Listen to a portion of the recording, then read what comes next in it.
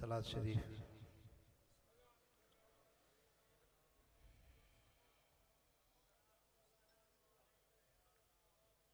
अञा मोहब्बत से सलात।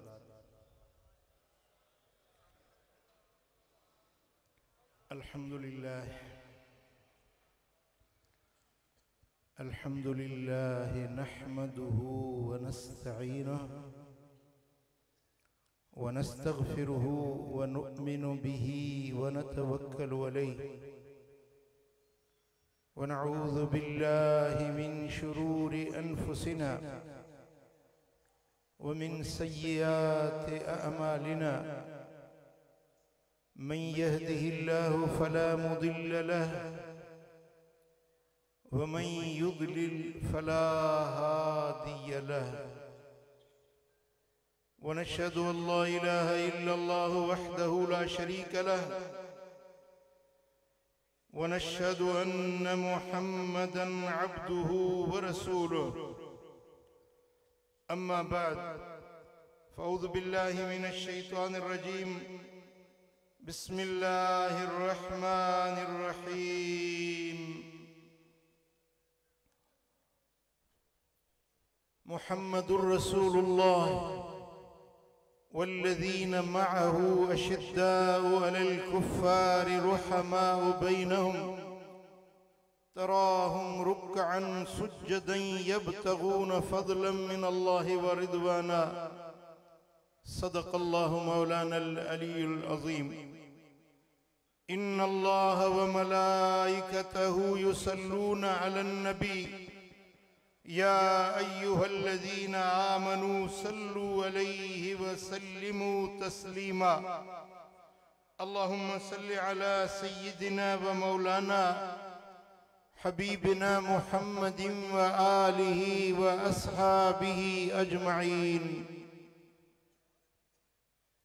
पीर तरीक़त रहबरे राहे तरीक़त फ़ख्रे अहले सुन्नत हज़रत पीर मिठा साईं सानी दामत बरकातुहुल आलिया स्टेज ते जलवगर जलीलुल कदर उलमाए किराम सादाते इज़ाम ऐं मुझा प्यारा दोस्तो बुजुर्गो भाइरो अल्लाह जा लख शुक्राना जे रब करीम असांखे जमायते हक अहले सुन्नत में शामिल फरमायो आ। फितनन ऐं फसादन जो दौर आ। मदीने वारे साईं फरमायो तो दुनिया में फितना इए पखड़जी वींदा जे कारी रात छाईंदी वींदी आ। सरकारे दो आलम सल्लल्लाहु अलैहि वसल्लम फरमायो तो मुझी उम्मत में एड़ो दौर इंदो मानू सुबह जो मुसलमान हुंदा तो शाम जो काफर बनजी वींदा। शाम जो मुसलमान हुंदा सुबह जो काफर बनजी वींदा। मानू पंहिंजे दीन के दुनिया जे एवज़ विकणी छॾींदा। एड़ो दौर मुझी उम्मत अची वींदो। हबीबन करीमन फरमायो तो एड़े दौर जे अंदर जने फितना पखड़जी वञन अलैकुम बिसुन्नती व सुन्नतिल खुलफाइर राशिदीन अल महदीयीन। उन वक्त में मुझी सुन्नत के चंबड़ी पइजो ऐं मुझे हिदायत याफ्ता खुलफाए राशिदीन जे तरीके के चंबड़ी पइजो। न ॻाल्हाइण जो रोज़ो रखियो अथव। सियारो बि त वियो हलियो तव्हां जो आवाज़ छो कोन थो निकिरे। ॻाल्हायो तो सही लाड़काने वारा। दीदार बुजुर्गन जो कयो मुझी ॻाल्हि ॿुधो कन मूॾे कयो। अल्लाह मदीनो ॾेखारींदो हिकड़ो किस्मत सांगे लाड़काने में तव्हांजी असांजी मुलाकात थी थिए। अजीज़ाने गिरामी हबीबन करीमन फरमायो त जॾहिं फितना पखड़जी वञन दुनिया में कारी रात जीअं छांइजी वेंदी आ इए दुनिया में फितना फसाद झगड़ा पखड़जी वेंदा। उन वक्त में निजात जो रस्तो हिकड़ो आ। छोटकारे जी वाट हिकड़ी आ। साईं फरमाइन था मुझी सुन्नत ते हलजो ऐं मुझे खुलफाए राशिदीन जी सुन्नत ते हलजो। सुभान अल्लाह। मुझे आका जी सुन्नत मदीने वाले साईं जे सहाबा किराम खुलफाए राशिदीन जी सुन्नत, यो निजात जो रस्तो आ, यो छोटकारे जो रस्तो आ। ऐं खुलफाए राशिदीन में हर खलीफो पंहिंजे शान में मुनफरिद ऐं मुमताज आ। सैयदना अबू बकर सिद्दीक पंहिंजे सदाकत में बेमिसाल आ। सैयदना फारूक आजम पंहिंजी अदालत में बेमिसाल आ। सैयदना उस्मान ज़िन्नुरैन पंहिंजे सखावत ऐं इनायत में बेमिसाल आ। मौला अली शेर जली हैदर करार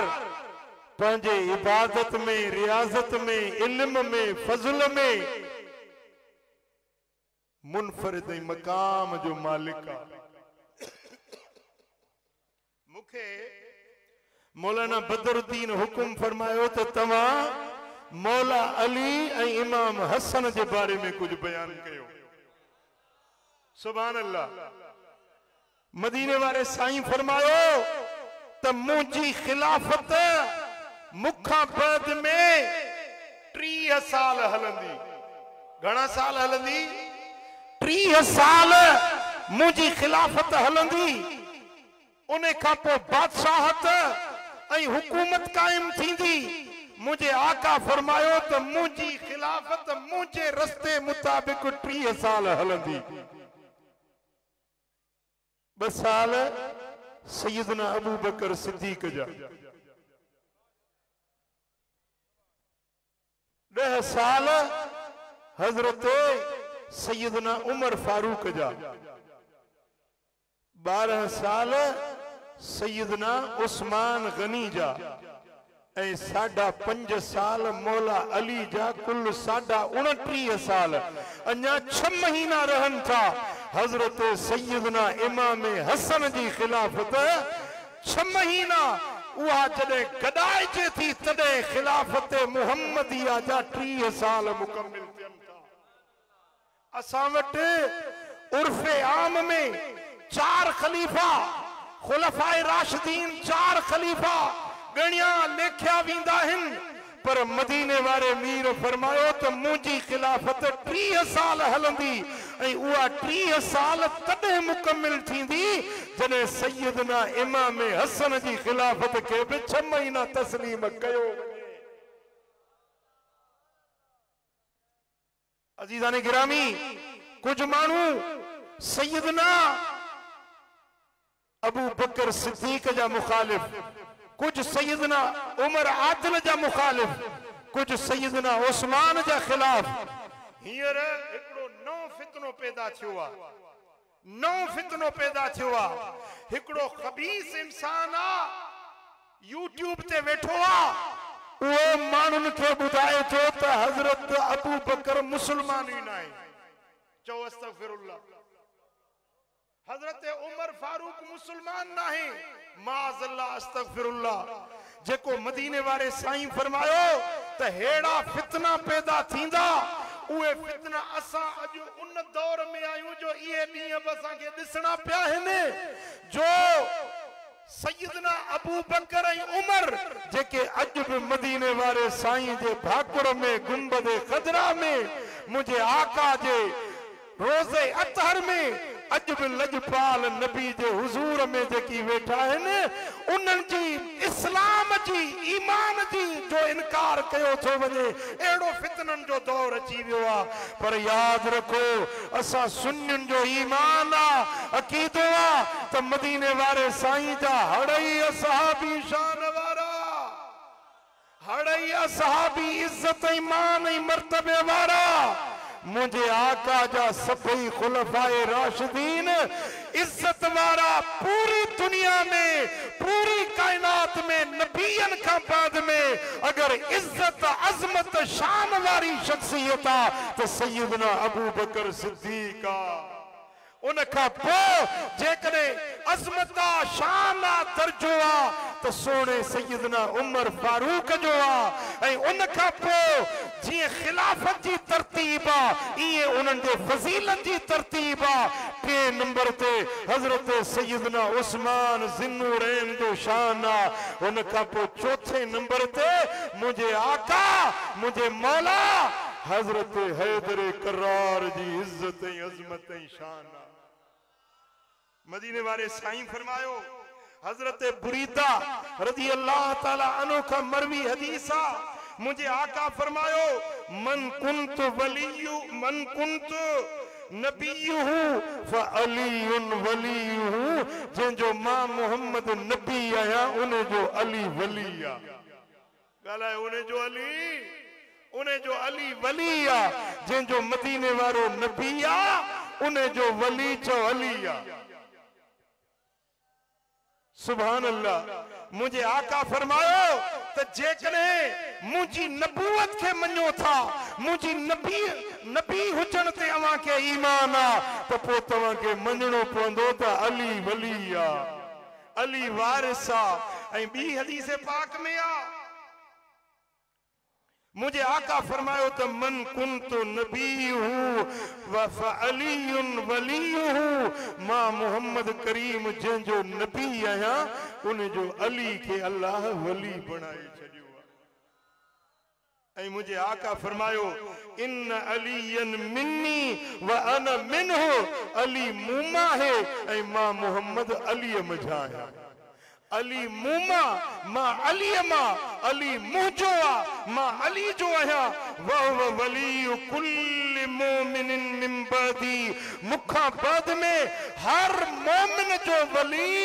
अलिया यानी जेको मोमिना जेको अल्लाह ते ईमान रखण वारो आ उन्हें के मञणो पवंदो त असां जो वली अलिया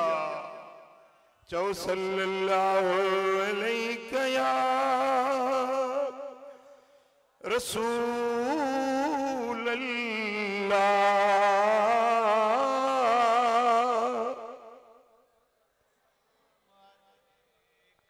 या हबीब अल्लाह सुभान अल्लाह किताब सुन्नह इब्ने आसिम जो किताब आ उनमें रिवायत आने तो मुझे आका फरमायो वह आखिजुन बियद अली रज़ियल्लाहु अन्हु हिकड़े ॾींहुं मदीने वारे साईं जो हथ हजरत मौला अली जे हथ में हुयो ही हथ नबी जो ही हथ अली जो हथ हथ में दई मुझे आका फरमायो अय्युहन्नास अलस्तुम तशहदून अन्नल्लाह रब्बकुम इंसानो छा तवा इन गाल की गवाही दियो था त अल्लाह तवा जो रब आ अल्लाह के मन्यो था छा इन गाल ते तवा जो ईमान आ वेसावा त असां जो मालिक अल्लाह आ कालू बला असाबन यक ज़बान थी चो हाओ या रसूल अल्लाह असां मन्यो था असां जो ईमान असां जो रब है अल्लाह हड़ई चो अल्लाह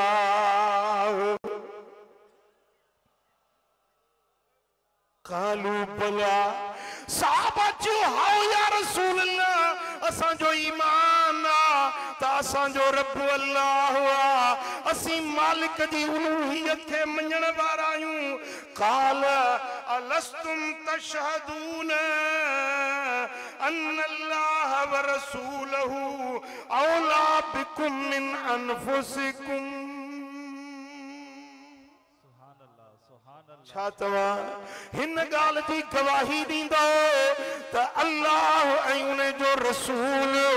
तवा के तवा जी जान का वधीक वेझा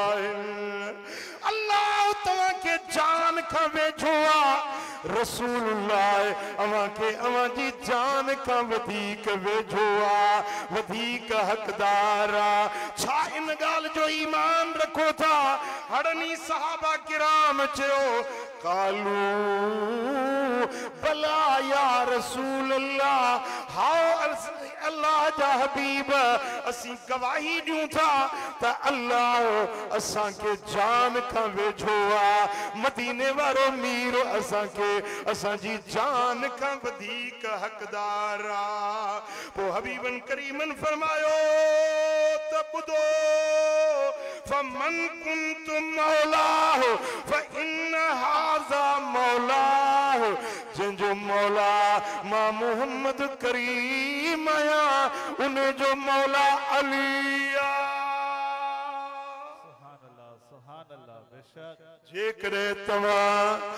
मु मोहम्मद करीम के मौला मञो था त पो तवा के अली के मौला मञणो पोंदो चो सल्लल्लाहु अलैहि या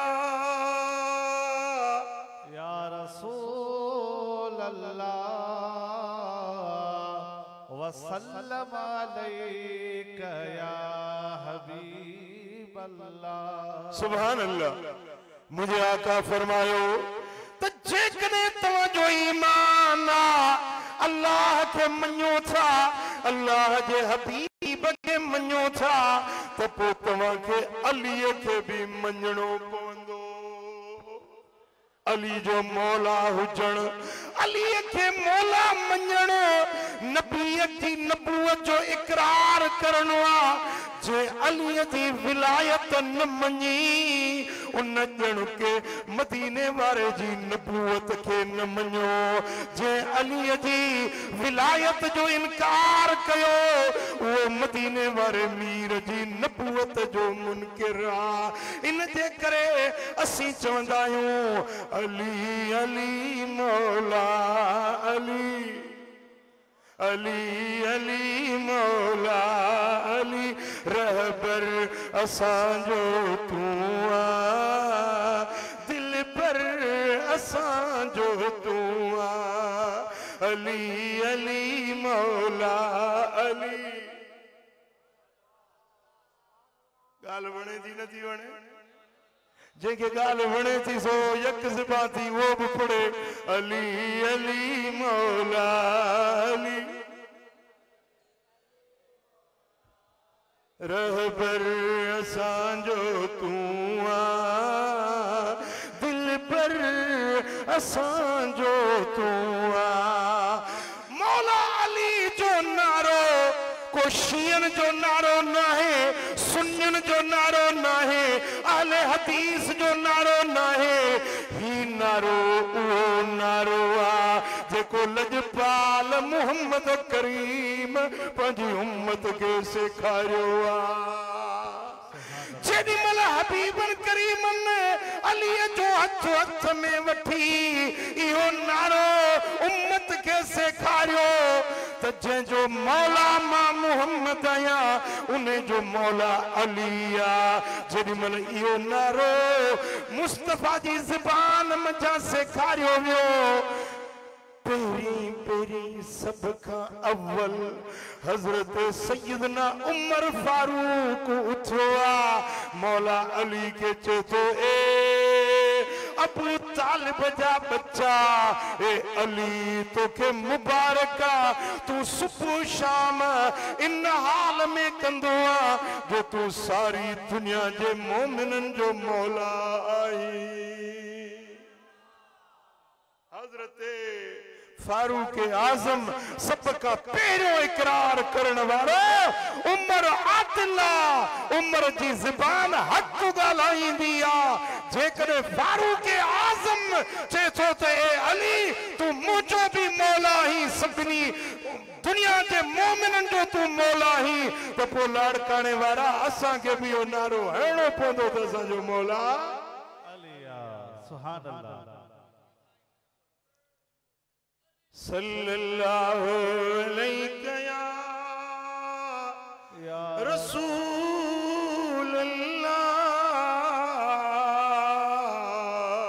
वसल्लम अलैका या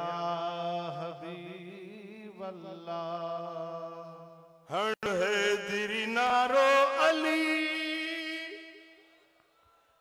ख़ातिर कंदुई किस्मत भली हण हैदरी नारो अली अली कंदुई ख़ातिर किस्मत भली भली शाह नजफ जो शान शान में आयो कुरान हैदर जी हुब ईमान हैदर जी हुब ईमान मौला अली हक जो वली हण नारो अली अली अज बाज़ माण्हुनि खे अली जे ॻाल्हि करण ते अली जे नारे हणण ते नफ़रत थी थिए उन्हनि खे इहा ॻाल्हि अनोखी थी लॻे ऐं इहो नारो शियनि जे हवाले कयो वियो आहे न इहो नारो मदीने वारे मीर पंहिंजे उम्मत खे पाण सेखारियो आहे असांजो तरीक़ो असांजो मनहज असांजी वाट उहा ई वाट आहे जेका दिलबर मदीने वारे साईं सेखारी आहे चओ सल्लल्लाहु अलैहि या रसूल अल्लाह वसल्लम अलैका या सुनन तिरमिज़ी में मुस्नद अहमद बिन हंबल में सहीह इब्न हिब्बान में हजरत इमरान बिन हुसैन रज़ी अल्लाह ताला अन्हु का रिवायत त मदीने वारे ताजदार फरमायो इन अलियन मिन्नी व अना मिन्हु अली मुमा आमा मुहम्मद अली मझाया वो साईं फरमायो वहुव वलियु कुल्लि मोमिनिन मिन बदी मुखा बाद में हर मोमिन जो वली अलिया सुभान अल्लाह मुझे आका मदीने वाले ताजदार पंहिंजे उम्मत के जेको सबक सिखायो उन सबक के मञण ईमान सुभान अल्लाह बेशक असा है दरजाब दार आयूं कंदा आल नबीय सा प्यार आयूं असा है दरजाब दार आयूं कंदा आल नबीय सा प्यार ओ जंजो पंज तन पाक सा प्यार नया जेको मञंदो चार यार नया जंजो पंज तन पाक सा प्यार नया जेको मञंदो चार यार नया तंहिंजे गले में जो एतबार नया तन मूज़न खासा धारायूं असा है दरजाब दारो आयो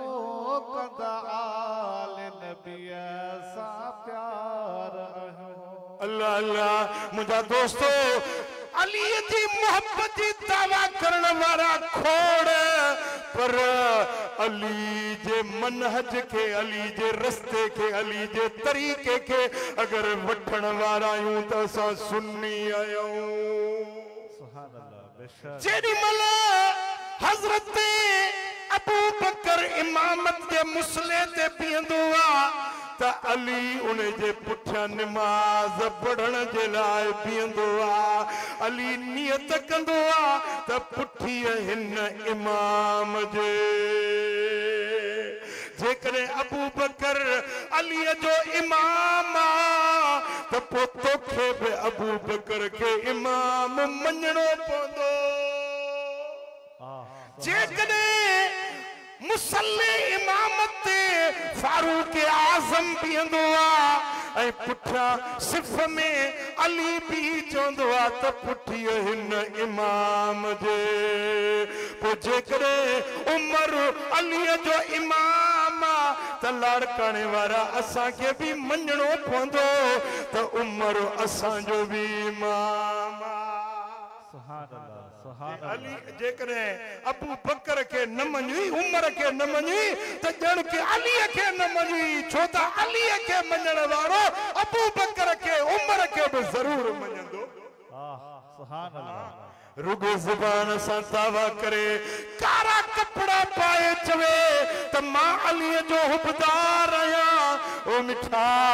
अली जो हुबदार उहो आ जेको मौला अली जे रस्ते ते हलण वारो आ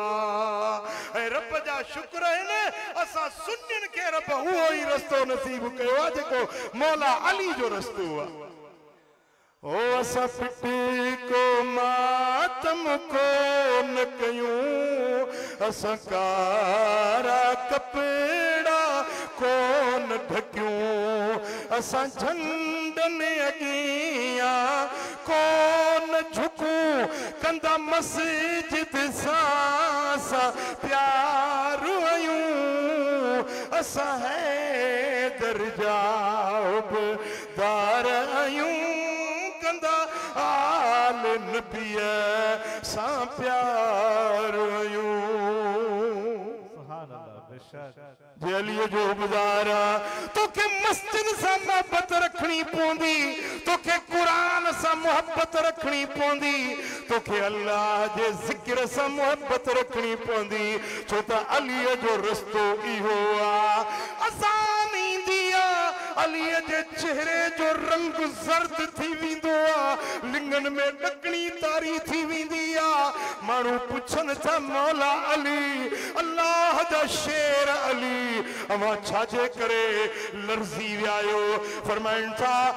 वाहिदुल कहार आकमुल हाकिमीन रब्बुल आलमीन जो सद मिलियो आ अली डकी वियो आ त किथे रब जे सद में ताखीर न थी वञे अली जी मोहब्बत नमाज सा अली जी मोहब्बत सजदे सा अली जो रातियों ॾींहं रब जे हुजूर में क्या मन सजदन में गुजरन जे हजरत हसन बिन साबित का जेको दरबारे रिसालत जो शायर आ के मानू पूछो त ए हसन तो अली के कीअं ॾिठो का अली जी गाल करे ॿुधा तू 1500 साल पो पैदा थियो ही न तू चवी तो अली जो मां हुबदार आहियां अली के मुंह ॾिठो आहे हिनन के का खबर सुनियुन के काने असा अली के ॾिठो असा अली जा हुबदार आहियूं उन का पुछ जेको सुबह शाम मौला अली के ॾिसंदो हुयो उन हसन का के पुछो ए हसन बुधाए तो अली के कीअं ॾिठो त हजरत हसन तो फरमाए हो वल बका फिल मेहराब लैलिन वदाक फी यौम ज़राबी ओ अली जे बारे में पुछण वारा अली उहो आ जेको रात थींदी आ त मुसले ते रोंदे रोंदे रोंदे रोंदे रात गुजारींदो अल्लाह जे हुजूर में सजदा कंदे जिक्र कंदे तिलावत कंदे अली जी रात गुजरंदी आ भला सी अली के करे खिलंदे भी ॾिठो अथई या न रुगे रोंदो आ जे हा खिलंदो तॾहिं आ जॾहिं तलवार जुल्फकार खणी मैदान जंग में ईंदो आ काफरन सां लड़ाई कंदो आ मरहब जड़न काफरन के गफा गफा कंदो आ ओडी मल अली जे चेहरे ते मुर्क नजर ईंदी आ ओडी मल अली खिलंदड़ नजर ईंदो आ सुभान अल्लाह ओ मिठा जेकर तू अली से मोहब्बत तो रखी त नमाज पढ़ अली जी जिंदगी जो आगाज भी मस्जिद आ अली जी ज़ाहिरी जिंदगी जी इंतहा भी मस्जिद आ मुझा दोस्तों नमाज दे वींदे अल्लाह जे हुजूरी में पेश थींदे मुझे मौला अली शहादत माणी आ जेकर तू अली जो हुबदार त नमाज सा मस्जिद सा तो के मोहब्बत रखनी पौंदी चो सल्लल्लाहु अलैहि या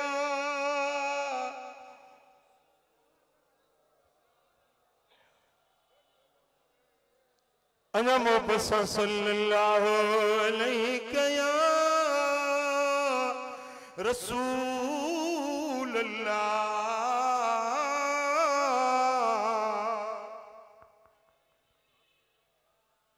सुभान अल्लाह। मुझा दोस्तों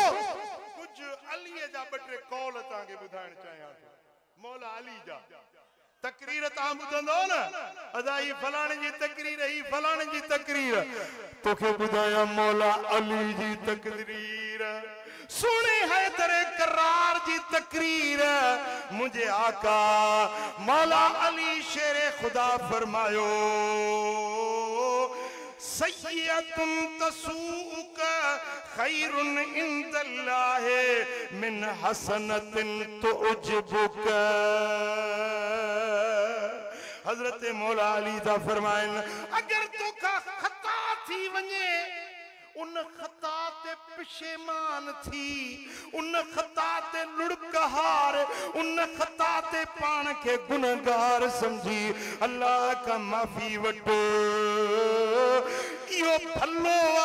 उन इबादत खा जेका इबादत करे तो में वडाई पैदा थे खुदी पैदा थे पान के आबिद समझी पान के सालिह समझी पंजो पान के का शय समझी तो में गुरूर ही वडाई पैदा थे उन्हें वडाई का गुनहगार जी न्याज मंदी सा अल्लाह जे गया झुकण रब के वधीक वणंदो। सुभान अल्लाह। लख जो कोला मुझे सोने अली जो साईं फरमाइन था त इबादतुन ते नाज न कयो बल्कि अल्लाह जे हुजूर में हर वक्त न्याज कंदा रहो। साईं फरमाइन था मुझे मौला अली हैदरे करार फरमायो अशरफुल गिना तरकुल मुना सब का वड्डी शाहूकारी इहा है जो पंजे तमन्ना उनके सदुन के छदे दियो इने जड़ी दी का शाहूकारी ना वडे का वडी शाहूकारी वडे का वडो इस्तगना इहो आ जो पंजे सदुन के पंजे नफसानी ख्वाहिशुन के छदे दियो। ही है मौला अली जी तालीम ही है मौला अली जो सबक। साईं फरमाइन था हजरत मौला अली शेरे जली फरमाइन था अल्लमनी रसूलुल्लाह अल्फ बाबिन यफ्तहु कुल्लु बाबिन इला अल्फ बाब। मदीने वारे साईं मुखे 1000 इल्म जा दर खोले दिला। घणा 1000 इल्म जा दरवाजा मदीने वारे साईं मुखे खोले दिया उन्हें हर दरवाजे जे अग्या वरी 1000 ॿिया दरवाजा खुलियल हुया। यानी एडो इल्म एडी मारिफत कंहिंखे न मिली जेका मौला अली के मदीने वारे साईं अता फरमाई। साईं फरमाइन था अना मदीनतुल इल्मे व अलीउन बाबुहा मां मोहम्मद करीम इल्म जो शहर आया ऐ पीर रिवायत में अना मदीनतुल हिकमत व अलीउन बाबुहा मां मोहम्मद करीम हिकमत जो दरवाजो आया अली उन्हें जो दरवाजो आ मां इल्म जो शहर आया अली उन्हें जो दरवाजो आ। जे इल्म खपे तोखे अलीअ जे दर ते अचणो पवंदो अलीअ सां मोहब्बत रखणी पवंदी। जे मारिफत खपे हिकमत खपे मुस्तफा करीम जी गुलामी खपे त पोइ अलीअ सां प्यार रखणो पवंदो। मदीने वारे साईं जी हदीस आ साईं फरमाइन था जेकॾहिं को माण्हू एतिरी इबादत करे जो हजरे असवद ऐं मकाम इब्राहिम जे विच में पूरी जिंदगी अल्लाह जी इबादत करे या अशरफ जाए अकरम मकाम यानी बैतुल्लाह जे सहन में हजरे अस्वद मकाम इब्राहिम जे विच में सारी जिंदगी इबादत करे पर जेकॾहिं मुझे अहले बैत सा मोहब्बत न थस जन्नत में त न वेंदो पर जन्नत जी खुशबू भी न मिली सघंदसि। ओ मिठा मदीने वाले साईं जे घराणे सा मोहब्बत रखनी आ ऐं हुजूर जे बच्चन सा ऐं खुसूसन मौला अली शेर जली सा मोहब्बत रखण इहा ईमान जी ऐं मोमिन हुजण जी निशानी आहे। सल्लल्लाहु अलैका या रसूल अल्लाह।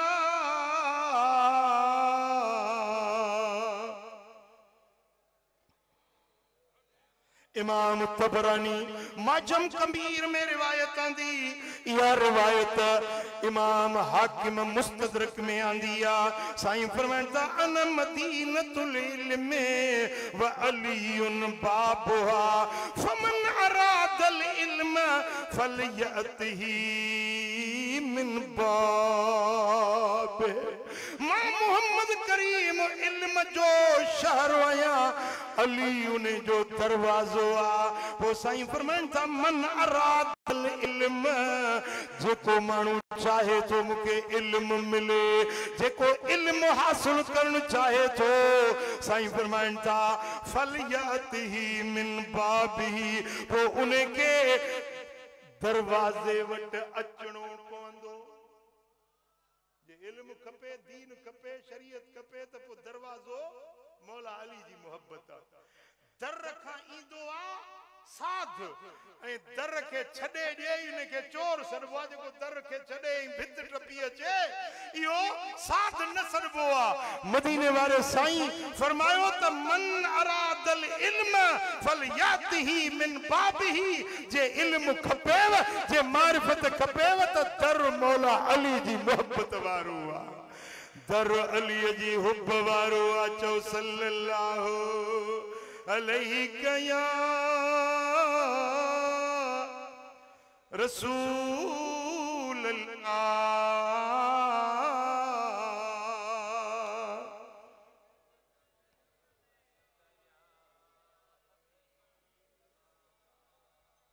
मोमिन जे दिल जो दिलबर आहे अली अली। सैयद सखी सरवर आहे अली अली। मोमिन जे दिल जो दिलबर आहे अली अली। मोमिन जे दिल जो दिलबर आहे अली अली। यासूब आ यकीनी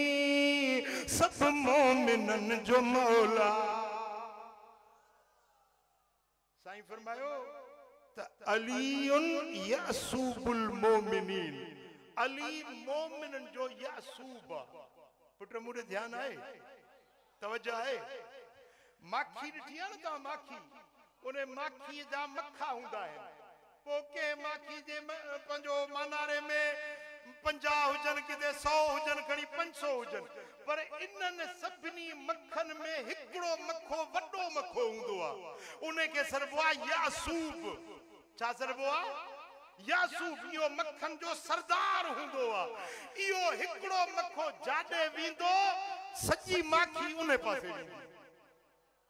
समझो था ॻाल्हि खे। इहो वॾो मखो जंहिंखे यासूब सॾिबो आहे जे पासे इहो मखो वेंदो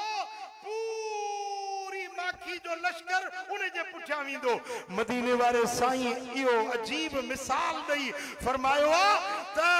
अल माल यासूबुल मुनाफिकीन व अलीउन यासूबुल मोमिनीन। मुनाफिकन जो यासूब माल ऐं दौलत आहे। मोमिनन जो यासूब अली आहे। अली अगवान आहे अली सरवान आहे अली कायद आहे अली रायद आहे अली रहबर आहे अली रहनुमा आहे। जाॾे अली वेंदो मोमिन ओॾे वेंदा। साईं फरमाता माल मुनाफिकन ऐं काफरन जो यासूब आहे। मुनाफिक ओॾे वेंदो जाॾे माल हूंदो। मुनाफिक ओॾे पेर फरींदो जाॾे माल दौलत जी लालच लालच हूंदी साईं फरमाइनि था मोमिन ओॾे वेंदो जाॾे अली वेंदो यसूब आ यकीनी सब मोमिनन जो मौला फाते जो बाब खैबर आहे अली अली मोमिन जे दिल जो दिलबर आहे अली अली मोमिन जे दिल जो दिलबर आहे अली अली हैबत संदन जी हशमत काफर कंबी विया हैबत संदन जी हशमत काफर कंबी विया दिल पर दिलेर हैदर आहे अली अली मोमिन जे दिल जो दिल पर आहे अली अली अली जी तारीफ़ वणे थी या नथी वणे जेके वणे थी वो बि गॾिजी चए मोमिन जे दिल जो दिल पर मोमिन जे दिल जो दिल पर आहे अली अली सैयद सखी ऐं सरवर आहे अली अली दुल दुल संदी सवारी तलवार जुल्फिकारी सरदार ऐं बहादुर सरदार ऐं बहादुर आहे अली अली मोमिन जे दिल जो दिल पर आहे अली अली नूरे इल्म नबिया दर इल्म जो अलिया नूरे इल्म नबिया दर इल्म जो अलिया महताब माह मुनवर आहे अली अली सुभान अल्लाह मुझा दोस्तों अली सा प्यार अली जे बच्चन सा प्यार अली जे घराने सा प्यार मुझा दोस्तों मदीने वारो साईं फरमाए थो मन अहब्बल हसन वल हुसैन फकद अहब्बनी जी हसनैन करीमैन सा मोहब्बत रखी उन्हें मुहम्मद करीम सा मोहब्बत रखी वमन अबगदहुमा फकद अबगदनी जे हसनैन सा बुग़्ज़ रखियो उन्हें मुहम्मद करीम सा बुग़्ज़ रखियो हिकड़े ॾींहुं मदीने वारा साईं मिंबर ते तशरीफ फरमा थिया तवज्जो आहे मिंबर ते तुंहिंजो मुंहिंजो नबी मिंबर ते जलवगर थिया ऐं सैयदना इमाम हसन आयो सुभान अल्लाह चओ केर आयो सैयदना इमाम हसन आयो मदीने वारे मीर उन्हें के पंजी गोद पाक में विहाई सोहणे नबी इमाम हसन के पंजी झोली मुबारक में विहारियो ऐं केॾीमहिल इमाम हसन जे गल के चुमन पिया केॾीमहिल माण्हुनि ॾे निहारनि पिया वरी केॾीमहिल इमाम हसन के चुमन पिया वरी परते जमायत ॾे निहारनि पिया जो सजी जमायत जो तवज्जो साईं जन जे इन अमल दे थियो तो हुजूर जन बार बार इमाम हसन के चुमन था वरी जमायत के निहारन था वरी चुमन था सहाबा समझी विया त अज को खास ऐलान थियण वारो आ अज का खास गाल थियण वारी आ हुजूर पंजे जमायत सहाबा के मुतवज्जे करन पिया चाहन सहाबा जा कन मुतवज्जे थिया अखियों मुस्तफा जे मुखड़े दे निहारन लगियूं ज़बान नबूवत में ऐलान थियो इन नबनी हाज़ा सय्यदुन बुधो बुधो ए सहाबा जी जमायत बुधो ए मुझी उम्मत बुधो मुझो ही बच्चो हसन सरदार गलायो चाहे जवाब जो चाहे सरदारा लअल्लाह युस्लिहु बिहा बिही बैन फियतैन अज़ीमैन मिनल मुस्लिमीन हिन मुझे बच्चे सरदार हसन जे ज़रिए मुसलमानन जे बिन वॾुनि जमायतुनि जे दरमियान अल्लाह सुलह कराईंदो मुझो ही बच्चो मुझी उम्मत जे विच में सुलह कराइण वारो बणबो। या मुस्तफा करीम जी पेश गोई हुई मिठा जडे मौला अली जी शहादत थी उन्हें का पो जमायतूं तकसीम थी वियूं 40,000 माण्हुनि ॿी रिवायत में 42,000 माण्हुनि इमाम हसन जे हथ ते बैयत कई। कुछ माण्हुनि हज़रत अमीर मुआविया रज़ी अल्लाह ताला अन्हु जे हथ ते बैयत कई। जमायत में इंतशार पइजी वियो उम्मत बिन जमायतुनि में तकसीम थी वई। उन वक्त में मुझे मदीने वारे साईं जो कौल मुबारक पेश गोई मुबारक सच्ची साबित थी। इमाम हसन हजरत अमीर मुआविया जे हथ ते बैत करे खिलाफत दस्तबरदारी करे मामलो अमीर मुआविया जे हवाले करे उहा पेश गोई सच्ची कराई जो मिठा सुलह थी वियो झगड़े का फसाद का उम्मत बची पई। मुझे दिल पर नबी फरमायो तो मुझो बच्चो हसन सरदार ओ मिठा जेकरे इमाम हसन नबी जे कुलन जो स्वार जे अमीर मुआविया सा सुलह करे वियो तो पो असा के भी उन सा सुलह करणो पवंदो। या तो तू अली जो हुबदार न सदाए या तो तू हसन जो हुबदार न सदाए जेकरे नबी जे आल सा तुझी मोहब्बत आ तो सोनो सैयदना इमाम हसन पांजी मर्जी सा सुलह न कयो हुई मदीने वाले मीर जे ख्वाहिश मुताबिक सुलह कयो हुई। मिठा वो जेकरे हजरत इमाम हसन जे शख्सियत सा सुलह करे उन्हें जे हथ में हथ दिनो वो तोखे भी उन्हें सा सुलह करनो पवंदो। उन्हें जे शान में बेअदबी गुस्ताखी करण हुजूर जे के भी सहाबी जे शान में नाशाइस्ता लफ्ज गालाइन के भी सुन्नी के ज़ेब न थोड़िए के भी आशिक अहले बैत के ज़ेब न थोड़िए। मिठा असा जो तरीको उहो आ जेको मदीने वाले साईं सेखारियो मौला अली ऐं इमाम हसन सेखारियो। एक इन अकीदे ते मजबूत थी वञो त मदीने वाले साईं जा सब असहाबी हक थे गालायो सब असहाबी शान वारा सब असहाबी मुस्तफा जा अदूल हन सब असहाबी हक वारा हिदायत जा सितारा हन। साईं फरमाए त असहाबी कन नुजूम बेअयहिम इक्तदैतुम इहतदैतुम मुजा हड़ई असहाबी सितारन जे मिसल हन जे जे भी पुठियों लगंदो तवा हिदायत वारा बणजी ओ मिठा पो जेकरे तुंजी मदीने वाले साईं सा मोहब्बत आ तो पो पंजनी यारन सा भी मोहब्बत रखनी पवंदी। पो हुजूर जे सभनी सहाबन सा बशमूल हजरत सैयदना अमीर मुआविया रज़ी अल्लाह ताला अन्हु सा भी मोहब्बत रखनी पवंदी। जेकरे इया मोहब्बत हुंदी अल मरउ मन अहब इंसान उन सा गड हुंदो जैसा जंजी मोहब्बत हुंदी। अल्लाह जो शुक्र आ असा सभनी सहाबन सा मोहब्बत रखण वारा जंजी सहाबा सा मोहब्बत आ ऐं जंजी अहले बैत सा मोहब्बत आ जंजी नबी जे अहले बैत सा मोहब्बत आ हिकड़ो हथ मथे खणे